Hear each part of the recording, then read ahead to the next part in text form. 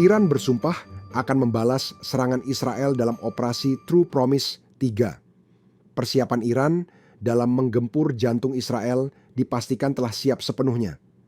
Mengutip Tribun News dan Tasnim, sumpah itu diutarakan oleh pihak Iran.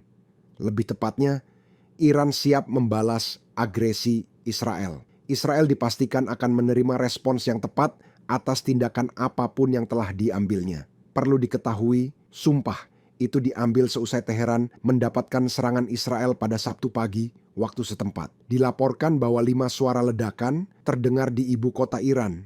Bahkan sistem pertahanan udara Teheran pusat diaktifkan. Sementara itu, militer Israel mengklaim bahwa serangannya ke Iran tepat sasaran dengan target fasilitas militer.